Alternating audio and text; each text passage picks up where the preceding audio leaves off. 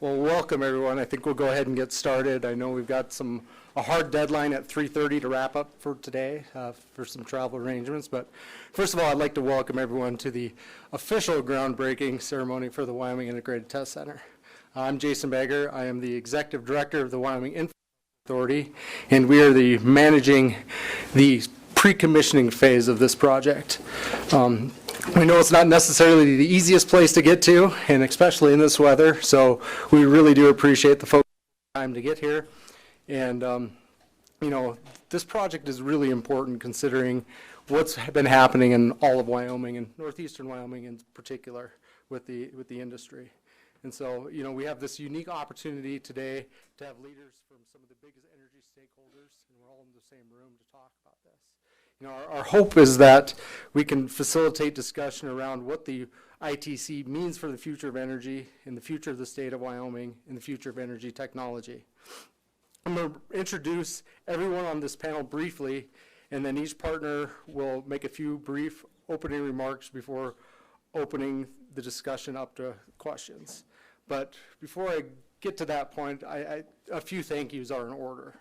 You know, first of all, thank you to the governor and the legislature for seeing the vision of why this project was so important and why we're standing here today. I need to thank my board, the Wyoming Infrastructure Authority, for allowing me to work on this and having faith in me to carry this out. Big thank goes out to Basin Electric. You know, Kurt Pearson, Tom, Dennis, Heidi, Greg, Kathy, everyone here that helped make this day happen. You know, you wouldn't believe the amount of contingency emails floating around the last couple days. You know, will it snow, will it not snow, what it'll take, you know, and all these things. We had people, some journalists who wanted to come, who couldn't make it come, and, you know, they made it happen to be able to make this thing streaming live today. So my hat's off to them. They make this thing possible. And then also Kristen and Jessica, who are helping on the WIA ITC side of things. A lot of great work that went in there.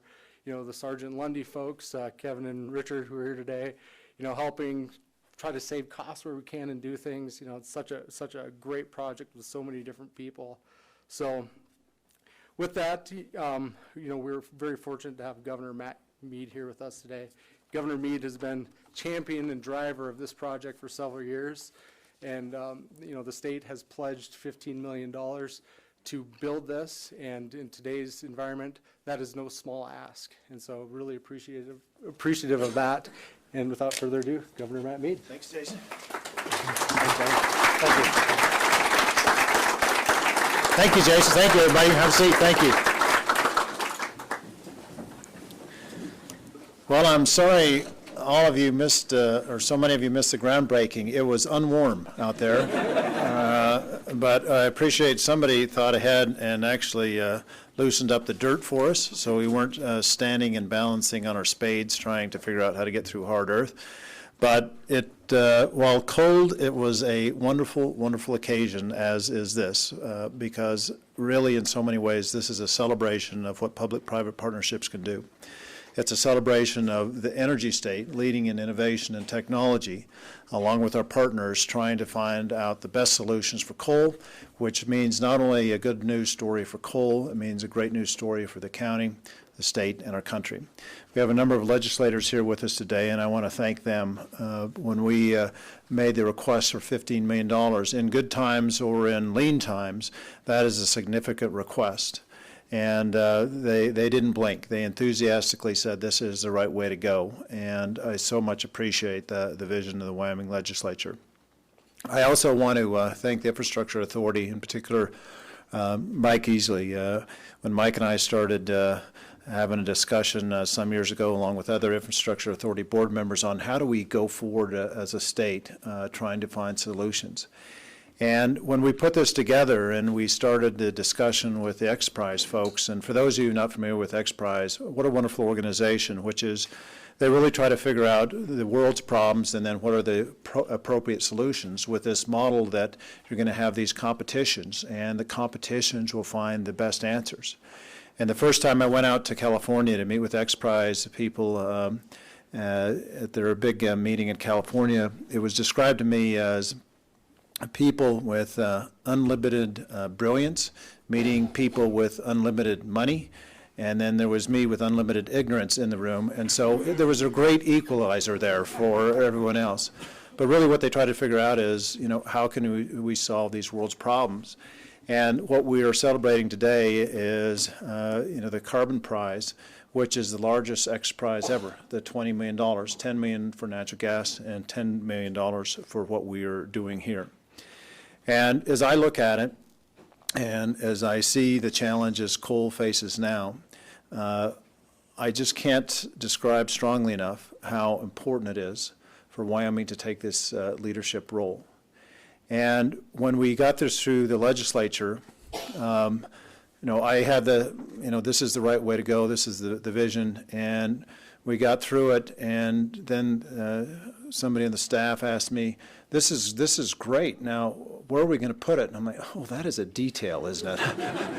And it's a fairly significant detail because we can't build a coal-fired plant. And then, the opportunity with Basin to look at this plant here, which is one of the newest, certainly the newest in Wyoming. It is so well run, so well designed, provides so much. You couldn't find a better place to bolt this on, and it is bolted on. We actually have now what they call the guillotine damper on the thing, which is not a death thing. It is actually a very good thing. It runs right off there. We just saw it. But this partnership that has been formed with the partners that Jason outlined is not only going to help this succeed, but really to have the private support is so important, because the fact is government can get some ideas and head down a road that sometimes can be wrong.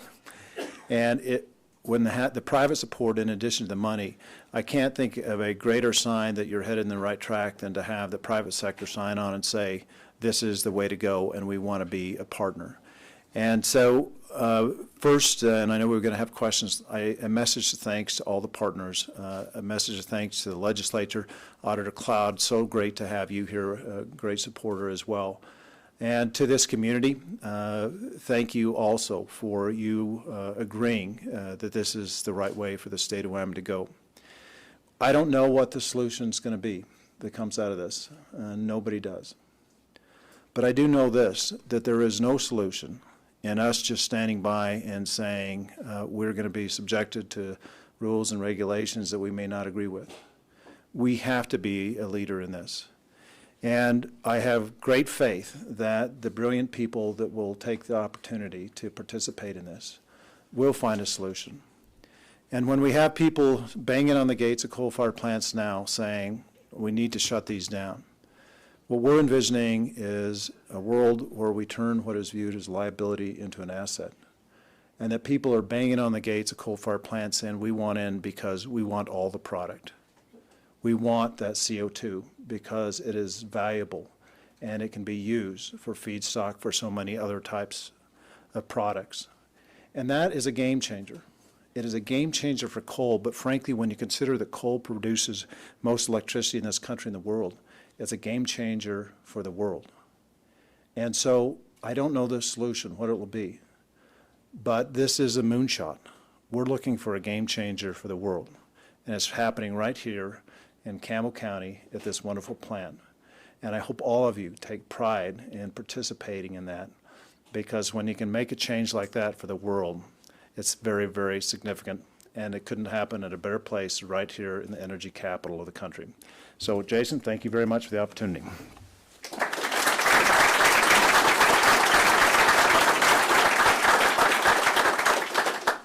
Also with us today is Paul Sukett. He's the Basin Electric Power Cooperative CEO and General Manager. And we are in a Basin Electric facility. You know, they're providing the site for the ITC, along with significant in-kind contributions for the design, engineering, construction of the facility.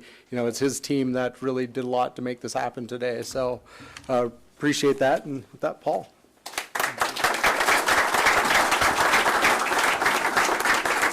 Thanks, Jason, and I think it was probably about, 9 months or so ago, Mike Easley, Mike Agle, and I came to see Governor Meade And we were taking the opportunity to update him on this project as well as the Clean Power Plan. And I recall talking to the governor about the Clean Power Plan.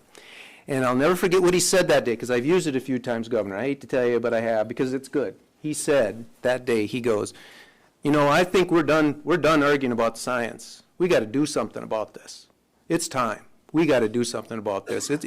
Whether we agree with the science or not, Paul, that's it. And so he had a vision, and when you combine vision with leadership, in Governor Mead's case, good things happen, and things happen like this today. And so we're so grateful to be a part of this project.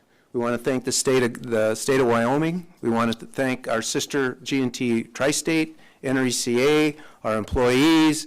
Larry Lemack's here too, and Larry is a part owner in this. I had a chance to visit with him. WMPPA, the Wyoming municipals are also a piece of this, and I want to thank them as well. You know, I think the governor said it right here a minute ago. This is a game changer for the world. This is a game changer for lignite coal in North Dakota. This is a game changer for hard coal in eastern Kentucky. I had the opportunity this spring to talk to one of my G&T manager friends in eastern Kentucky. The same thing that's happening there as it's happening here, it's happening in North Dakota, the same things. And so this project is so important for coal in this country and for the world. I can't impress upon everybody here just how important it is. And so we're so proud to be a part of this. I want to thank the Infrastructure Committee, Mike, everybody here, the governor, and I just can't wait to see what we get out of this. This is exciting. So thank you much. I appreciate it, and I will end my remarks on that, Jason. All right. Thank you.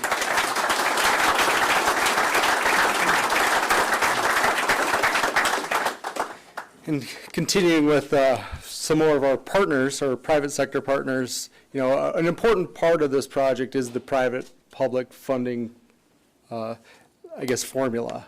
You know, like the governor said, knowing that the private sector is willing to step up and provide actual funding and resources makes it real, makes us know that we're on the right track. And a part of that is Tri-State Generation and Transmission.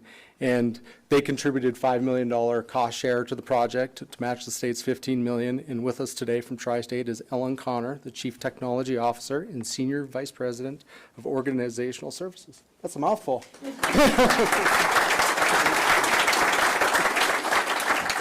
I went for the longest title possible. Good afternoon. It's really good to be with you all here today as we celebrate the breaking of the ground of the ITC. Today culminates years of activity with our partners to advance the idea that we need to explore new paths for carbon management. Coal is an important part of our energy today. It will be in the future, and we know that here in Wyoming and throughout the West, we must be able and allowed to continue to use coal and use it responsibly. As we do in the West, we think a little differently and we think independently, and we come together to find solutions. Finding solutions in our unique way is what today is all about. I will begin by recognizing and thanking Governor Mead. We really appreciate his leadership. He is a leader. He's a voice of reason in the national energy discussion. He's focused on achieving results, protecting jobs in the economy here in Wyoming, and supporting electric cooperatives in our cause as we try to continue to provide affordable and reliable electricity. I would also like to recognize Mike Easley, CEO of Powder River Energy Corp., for his leadership as chair of the Wyoming Infrastructure Authority. Mike's energy, attention, and follow-through helped make today a reality. So here's a little bit of history of how we got here. About 6 years ago, Tri-State began working on the idea that the country needed to explore new paths to manage the carbon. But we knew we couldn't solve this problem alone. Our initial exploration of this area was done in partnership with another G&T, actually Sunflower Electric Power Corp., which serves members in western Kansas. As ideas developed and conversations continued, Tri-State was introduced to the X Prize Foundation and began working together on the question of whether or not an inducement prize on carbon recycling could be successful.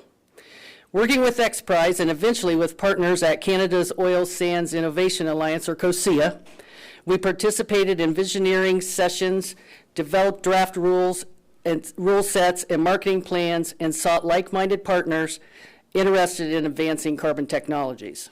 Next came NRG, and with NRG's participation, the competition became a reality and was announced last year, and that's why we're here today. Tri-State's intention all along was to bring great partners together to bring the project across the finish line. With COSIA and NRG support for a competition, we turned our attention to ensuring that an integrated test center could be developed to support research into coal technologies and support the final stages for the competition. With Governor Meade and Wyoming's legislative leadership, the state put in place the vision and the resources to develop the ITC. Tri-State was proud to commit funds to ensure the ITC project could move forward. We're very grateful to Basin for making Dry Fork Station available for this project, and for our National Trade Association, National Rural Electric Cooperative Association, for also supporting the ITC. Finally, I'd like to recognize NRECA's Jim Spires. Jim worked tirelessly at Tri-State, and he was at Tri-State at the beginning of this whole process and worked on it for several years to develop it. We're grateful to Jim. He continues to support these efforts as he fulfills his role managing the technology and R&D at NRECA. So we're truly humbled to be associated with the partners that have come together to create the ITC, support technology development, and support the competition. Thank you.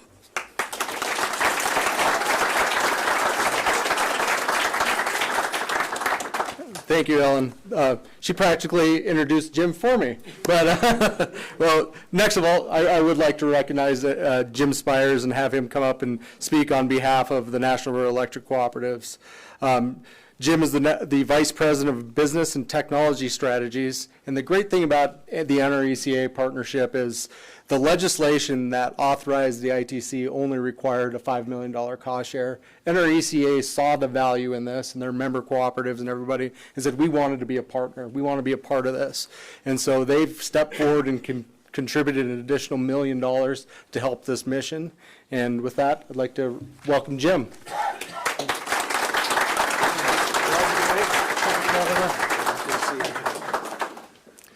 Well, thank you all. Although I did arrive late, I did arrive with a check, Governor, so we will have a check for you before we're done today, so at least you're walking out of here with some cash. I don't know how soon it'll clear, but you'll have some cash. I had a great opportunity to work with co-ops most of my entire life, and the folks who really are up here represent the cream of the crop of all cooperatives. Of course, whenever I'm out talking to other states' cooperatives, I have to say the same thing about those states' cooperatives. But because of my association with Tri-State, with Basin, certainly with Mike Easley, Mike and I go back probably 25, maybe close to 30 years now. I look at, he doesn't. But it's also then the partnership with the state of Wyoming. I think that to me is the thing that really turned the crank on this. Ellen said we worked on it pretty hard, and we weren't really getting it advanced. We were taking incremental steps. When Wyoming came in and made the commitment that Wyoming did, it took it to the finish line. It got us to the point we could get to the finish line. Governor, without your leadership, Mike, the legislative leadership, I'm fearful we wouldn't be here today. And I think this country would be sorely missing an opportunity had you not stepped up with that leadership from Wyoming.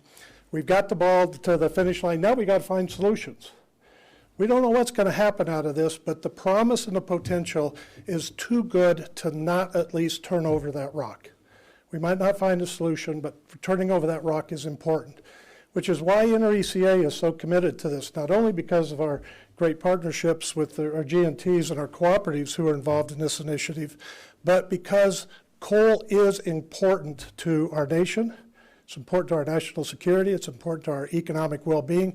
And for rural America, coal is very, very important to continuing quality of life and economic prosperity.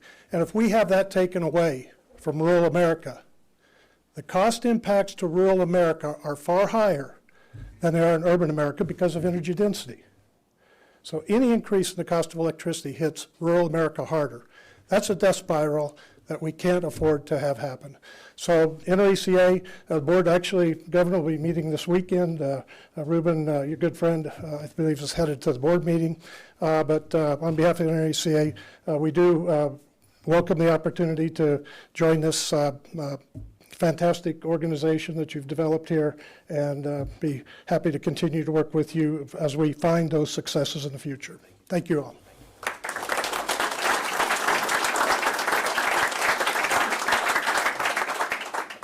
So moving on to the sort of the next portion of, I guess, the ITC, the legislation, we're really walking through sort of the different stakeholders that it took to move this from the legislation to the reality. Talked with the funding partners, but another part of that is we needed to have a tenant. It's one thing to build a facility. It's another thing to have somebody ready to move in the day that it's, you open the doors. You don't want to build an empty building. And that's where the X Prize Foundation came in. The governor talked to them several years ago. Mike's been talking to them. Tri-State, the X Prize has been in the discussions for a number of years. And joining us today is Paul Bungie, who's the principal and senior scientist for the NRG COSIA Carbon X Prize. They will be the ITC's first tenants, and they'll working in the small test bays, and teams will be competing for a $20 million grand prize for coal and natural gas flue emissions to turn these emissions into a marketable commodity. So I'm glad that they could join us today, and I'd like to welcome Paul up to talk a little bit more about their interaction. Thank you, Jason. Thank you, Governor. This is an incredible honor, incredible pleasure for all of us at the X Prize Foundation. This is a really big deal. And you heard a little bit, Governor Meade described a little bit of how X Prizes work, but as big a deal as it is, the way we work is pretty simple. X Prize likes to put a target on the back of some of the world's biggest problems and invite anybody in the world to solve them. If you solve it, you win, and you win lots and lots of money. But there's some secrets in there, right? Number one, and I think this is important, we're not just about fixing problems. In reality, we're thinking about new opportunities, right? This is not about how do you just mitigate something that's out there in the world that people are frustrated by, but how do you turn it into something that can actually become self-fulfilling, driving a new future. And in this case, it's a pretty simple notion. How do you take something like carbon dioxide emissions and not think of them just as a liability, as a waste product, but as a real thing? It seemed pretty simple that we said, okay, instead of them being waste, why don't we make money? And why don't we incentivize anybody to make money off of them? And hence from there comes the NRG COSIA Carbon X Prize. As you heard, this is a $20 million competition, and it's open, as I said, to anybody who can convert the most carbon dioxide that's coming out of a power plant, from this power plant, as it turns out, into one or more products that have the highest net value. The teams that can do that with the greatest optimization of converting CO2 into product win. But there's a couple of secrets that happen on this. Over the next 4 years, teams are coming together, they're already inventing, they're working and iterating on their prototypes, and by the time the finals roll around, half of which will be here, half of which at a natural gas power plant, as you heard, those teams are going to be demonstrating at scale carbon conversion technologies that we've never seen before. And they're going to have done this at a rate and a pace of technological innovation that almost none of us have probably ever seen. And then what happens is the real breakthrough. What we like to say at X Prize is that the real transformation begins the day the prize is won, because that's when the market takes over, right? That's the real prize of this. There may be $20 million on offer, but when you can think about all of those power plants around the world that are producing what now will be a feedstock for new products, what you're looking at are potentially billion-dollar industries growing over the next decade, maybe less. And just by analogy, and why I think this place here is so critically important, the first X Prize that was ever launched, some of you may remember, in 2004, Spaceship One flew into space twice in 2 weeks in order to win a $10 million prize, and it was a privately funded spaceship. It is now Virgin Galactic. What's interesting about that was in order to win that $10 million prize, we had 19 teams from around the world competing, and when you added up all the money they spent just trying to win $10 million, it was well over $120 million, a 10x investment. Within 5 years, that industry, private space flight, was worth over $1 billion a year. We're approaching something like $3 billion a year now. And a lot of that actually centers on a place in the Mojave Desert in California where Spaceship One did its launch, what's now known as the Mojave Spaceport, the largest private spaceport in the world. And so that's where I want all of this partnership and this place to think about where we're going in 4 years, 5 years, 6 years, 10 years' time. because everyone in this room, and I can't thank enough the partners on this, we at XPRIZE, we're here to facilitate remarkable thinkers, ideas, and remarkable doers, people that can solve big problems, and that requires leadership in government, in the private sector, and everywhere else. I can't thank Enrica, Tri-State, Basin Electric, State of Wyoming enough, because all of that is necessary for an XPRIZE to work. And for an XPRIZE to work, what you're going to see is the nexus, the sort of the very kernel of what I anticipate is going to be a multi-billion-dollar-a-year industry. So think of yourselves as sitting in a room at the beginning of something that is going to be incredibly world-changing, beneficial not just for you, those of you in the room, but you can say, I was there when. And I'm excited to be a part of that journey. I'm excited to bring teams here. Just as a note, we actually have over 120 teams from around the world that have raised their hands saying they intend to compete in this prize. So we got to whittle that down. Can you imagine the sort of brilliance that's in there? By the time those 5 finalists show up here, I can't wait to introduce them to the wonderful community here in Gillette and Campbell County, and all of the partners that are a part of creating a world-beating, a CO2 converting future for both our economies and communities, but also for the planet. So thank you all for welcoming me and for being a part of this.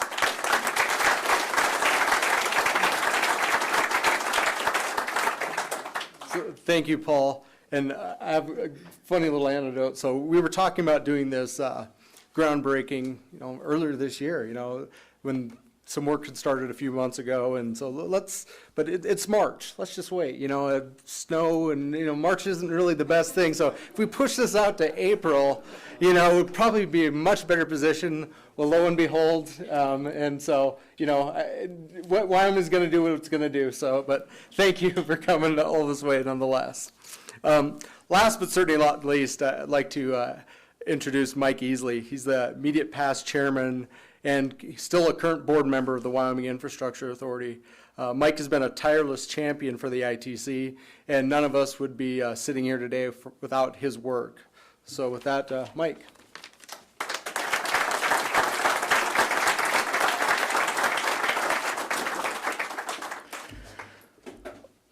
Speechless.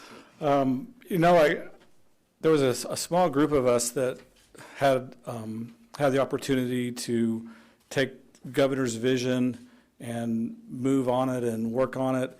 And we really prided ourselves on doing things really quietly. And so we could just kind of sit in the background and do good things. And here I find myself in front of this esteemed group of people.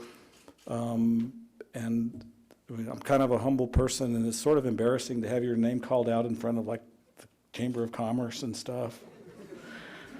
And then here, and there's really nothing else that I could add to the storyline except for there are so many people whose names have not been mentioned that worked tirelessly to make this happen. And when the chips were down, they refused to stay down.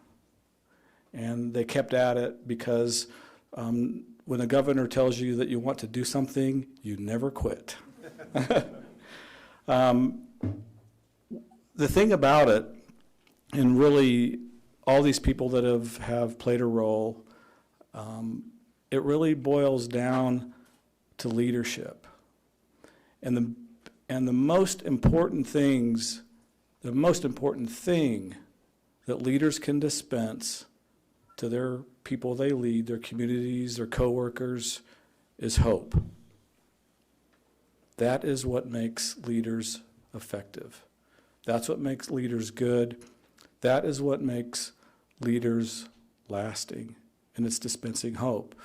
And never has the time been better and more urgent for good leadership to dispense hope. And this project, it's technological, it's innovative, it's game-changing, it's world-changing, potentially money-making, but it's really about dispensing hope. And Wyoming, Campbell County, Gillette, rural America needs that hope dispensed. And so I'm just very proud to be a small part of that, actually.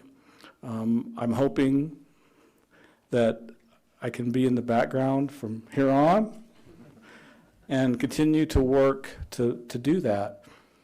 We need to seize the opportunity, and I'm talking not just we here, it's the collective we, it's the Gillette community we, it's the Campbell County, it's Northeast Wyoming, it's the entire state. We need to seize this opportunity and seize this momentum and do great things with what's in front of us. We can change the world, but more importantly, we can change the current future that people seem to think that we're destined to.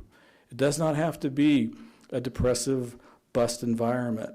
We have the means, we have the intellect, we have the people, we have the drive, we have the expertise, and we have the leadership in us and among us to dispense the kind of hope that we need.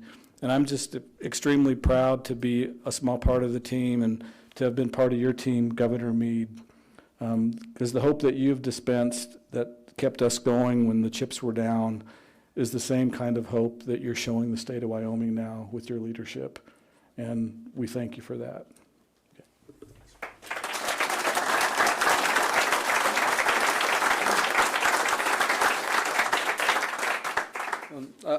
Thank you to all of our stakeholders joining us here today. For the remainder of today, and it looks like we're a little bit ahead of schedule, so we've got about 45 minutes until 3:30. I'd like to open it up for some question and answers. Kristen back there, do we have a microphone, did you say?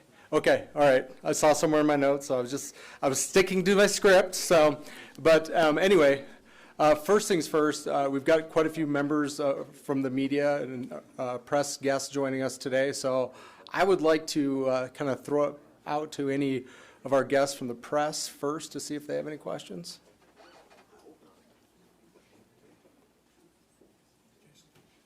Oh, there you are. Greg Johnson with the News Record.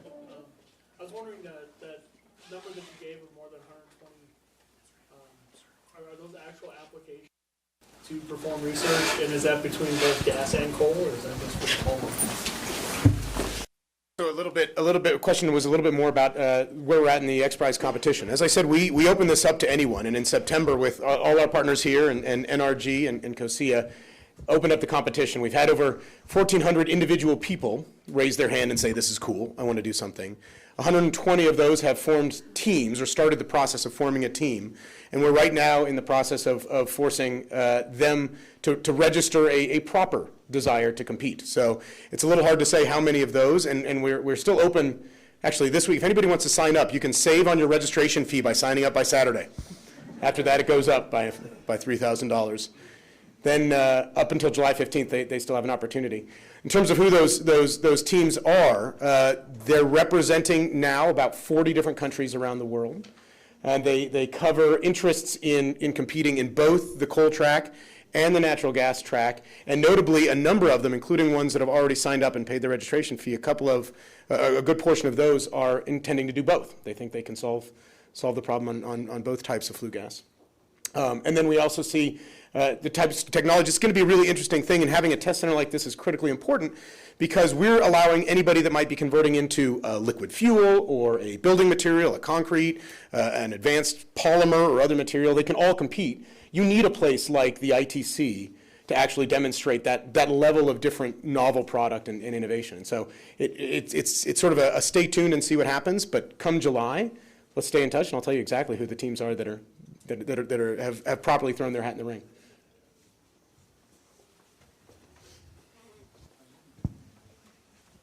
Oh, Ben. Can you give us a better sense of the timeline in terms of when we would see a final, when it would be awarded, and what each stage is going to be? Actually, that's a good question for Paul. So stay tuned. So this is, it's slower than we want to be, but it's also, you can imagine what people are building. It's that much faster. This, round one of the X Prize competition begins July 15th, when teams are going to have to submit a documentation of exactly what their plans are. That's when we'll know the diversity of approaches that they're all taking. Next year, in 2017, they're actually going to demonstrate the 30 semifinalists, 15 in each track, and there could be some overlap, one in coal and in natural gas. demonstrate at a benchtop scale, in a laboratory scale, that they're actually converting carbon dioxide from flue gas, simulated in that case, into real product. From there, the top 10 finalists, 5 in each track, will both receive a $500,000 milestone prize, so there's an infusion of cash, and they'll have the opportunity at that point, beginning in 2018, to begin building here at the ITC, with the finals to be run through 2019, and an award we're targeting the very beginning, about this time, actually, 4 years hence, in 2020. So that's when we'll see the grand prize winners. As I said before, though, all of those people that are demonstrating here, and you'll have you guys are in a great spot because you'll have a front row seat to seeing some of the most remarkable energy technologies and novel approaches to carbon dioxide anywhere on the planet. Use that opportunity to see what's happening, because even if they're not winning, I guarantee there are winners in that lot, and it's going to be transformative, like I said, for communities and economies writ large. I'm excited that it's going to be happening here.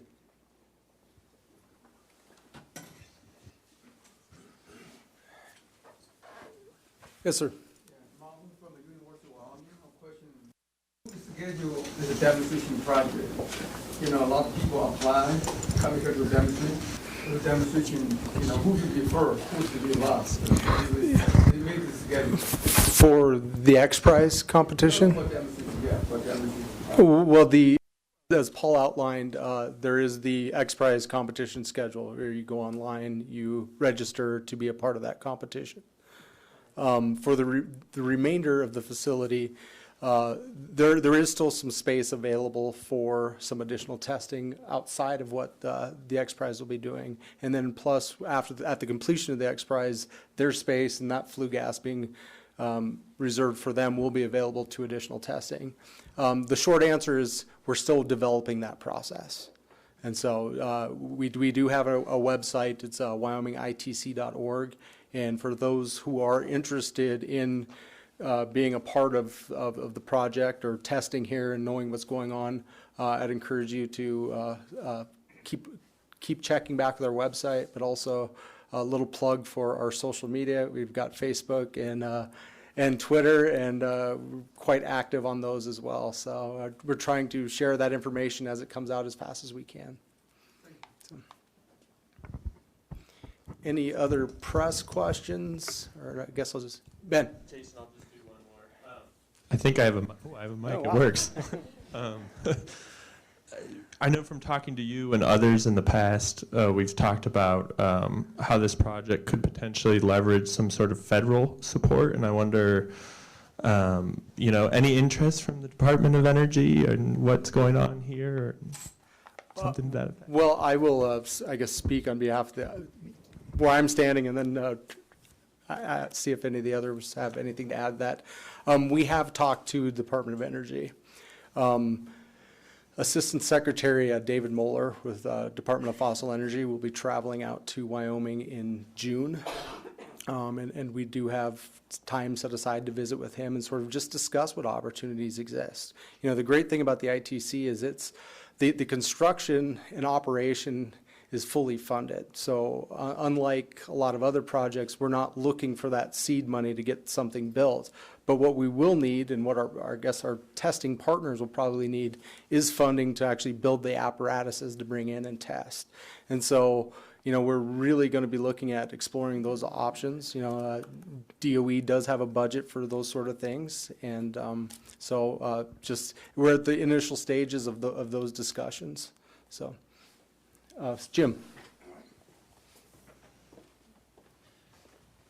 One of the things that we do on behalf of America's Electric Cooperatives is we work together with them to find great ideas that deserve federal funding.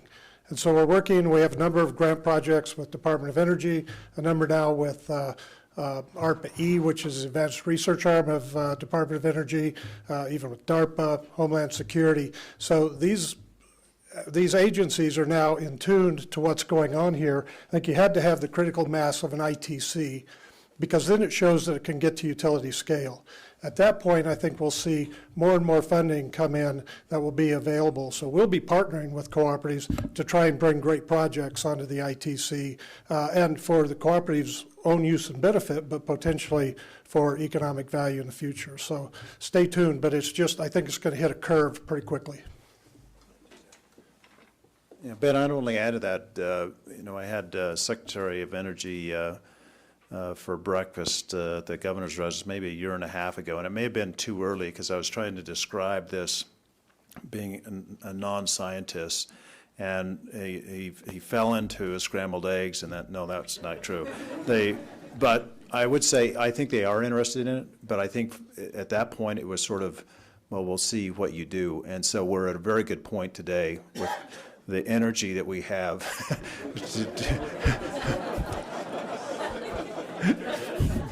There you go.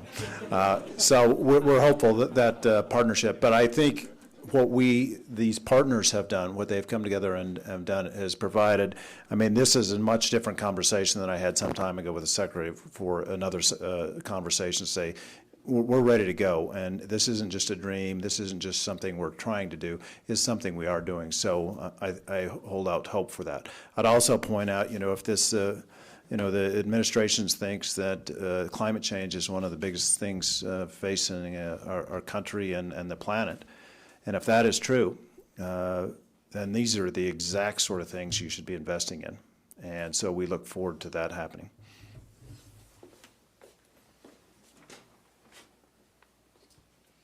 Okay. Any questions from public or phones or? Yes, sir. What kind of job growth are we expecting for short-term and long-term for the state of Wyoming or for the city? Well, I guess I'll go for it. Sir. I didn't want to interrupt you there, Jason, but I was just, well, let's start off with, the very unfortunate circumstances we find ourselves in. We've just lost jobs in the mining industry.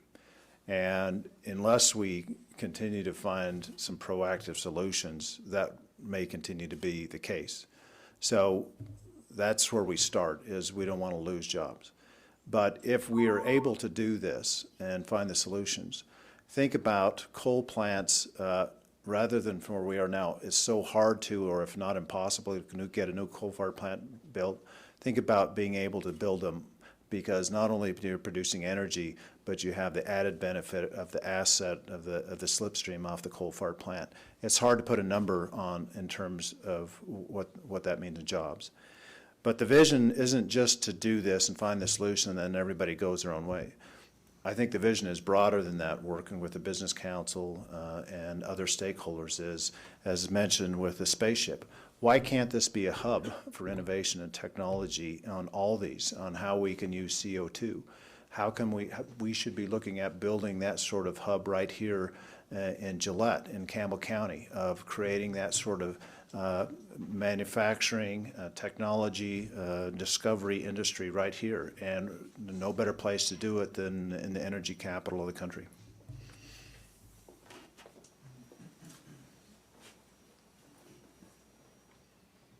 Yeah. Hey, Gar. Hi. What happens once the X Prize is given, the grand prize? What happens to this facility? Is there sort of a long-term vision for what happens here after that? Then technology may be incubated here and leaves. Okay, now you want. So, the ITC itself, we have the agreement with Basin right now is for 8 years, and that includes construction, operations, and closure. But I think everybody is hopeful that we'll get to year 6 or 7 and go, this is great. Let's open this contract back up and extend it, or we can go from 20 megawatts worth of flue gas to 100, or this is sort of the starting point. And what we're really offering here is a flue gas delivery system. And this flue gas will be available for apparatuses to come in and test and work the kinks out, get their data, unplug, move, and the next one come in. And so a big part of this, and XPRIZE is just sort of the first step, is having this technology pipeline full. And so one of the first things that we were planning on doing, getting forward, is getting this application process put in place. So that way, folks can apply, if they're accepted, they can get their funding together, whatever they need to do to actually build what they need. And, they come in and run for however many hours, and then we can have the next one and the next one and the next one. And so hopefully it's just this conveyor belt of technologies coming in. And so, while there is a finite window to begin with, we really wanted to design this thing with maximum flexibility to allow it to sort of evolve to where we need it to evolve and not have our hands tied with, okay, this is how it is. So it's really exciting the way that all the partners came together to design it with that in mind. Jason, Yes, sir. plant management actually designed the facility as it goes in for 30 years, just to be able to ensure that opportunity rolls forward. Absolutely. There's a lot of forward thinking, and I'm not an engineer, and when the engineers get talking, I kind of, I need somebody to break it down for me. But, there's a lot of thought that's going into, okay, if we do it right now, we spend just a little bit more to have an extra port put in or, whatever, that will allow us even greater flexibility down the road. So a lot of it goes into that planning to make sure we have a viable facility for many years.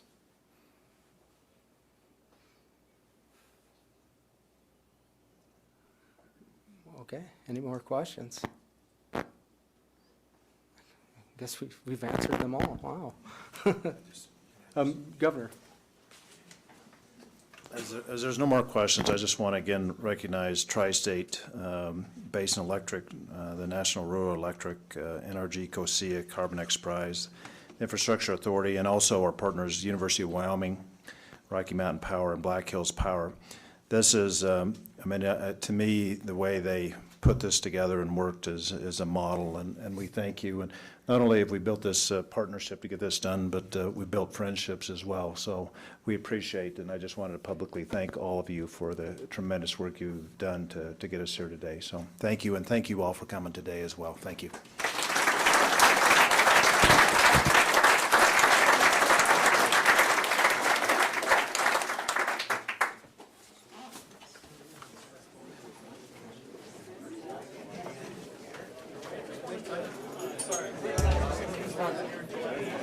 Good stuff.